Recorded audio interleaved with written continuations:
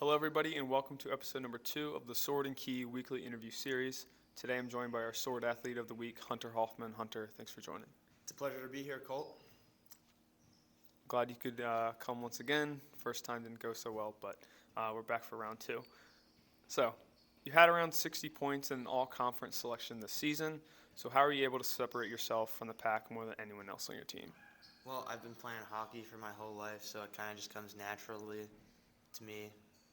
You know, it's just basically scoring goals for our team because I'm kind of the main source of getting our points this year, considering I'm a senior captain and, I'm a little bit better than everyone else in the league. So I was able to get 60 points in only like 15 games around there. And it was a fun season. We came up short in the championship, but that happens sometimes. That's right. And being a senior captain, it can be tough to find a leader to lean on when you are considered such a leader yourself. So how do you continue to get better every day without a mentor that all the other players have? Well, my Team Maryland team helps me get better every single day because the kids there are around the same level of me, and we all push each other. And my coach always pushed me to be better, and his favorite quote was, "Iron sharpens iron," which means that we all make each other better. We all push each other as hard as we can in practice, so we all make each other better throughout that process. Team Maryland or not, school games, Team Maryland game, club games, whatever, how are you able to stay calm in a close game?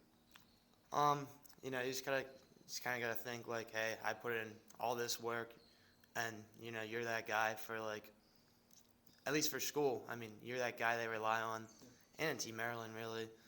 If you're the guy to rely on, you gotta understand that you are that guy and embrace that role.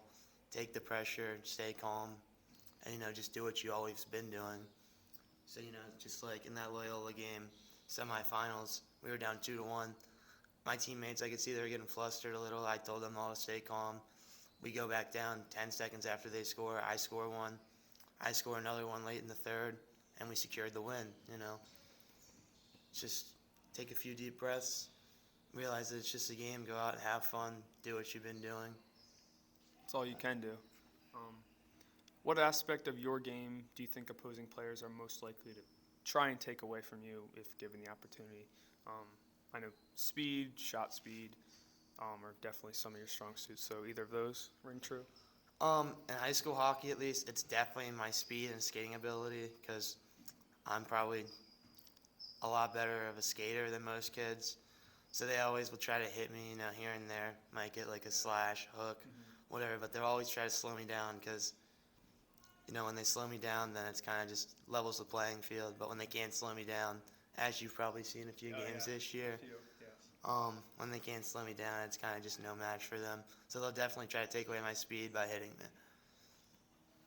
Sounds like it's tough to slow you down, and I've definitely seen that throughout this season and seasons past. How did playing 5 other sports growing up allow you to compete so well at such a high level? Because I can only imagine playing all those sports certainly helped. Well, playing 5 sports, I'm a really competitive guy. I want to win every single game in anything. So it really helped me in my competitive level just by understanding like what you need to do to win in certain situations in certain sports. I was a really big baseball guy growing up, but my favorite sport's hockey now, obviously.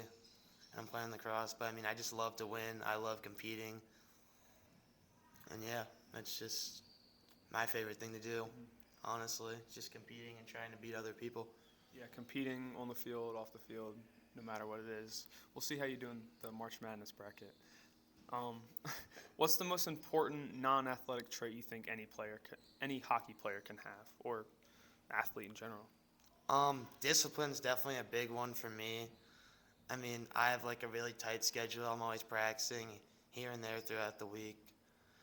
And it's just like knowing like to get my homework done so I have time to go over film, to make it to practices on time, to not be late to anything, waking up on time, going to sleep at a decent hour, eating the right foods is like really important to me.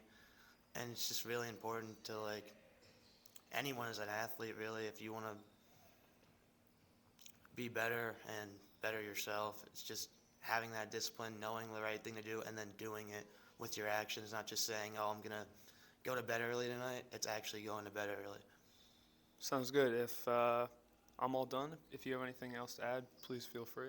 Thank you so much for having me here, Colt. Go Sabres. Go Sabres, indeed. Hunter, thank you for joining. That was episode number 2 of the Sword and Key weekly interview series. Be sure to look out for episode number 3 coming up next week. Thanks, Hunter.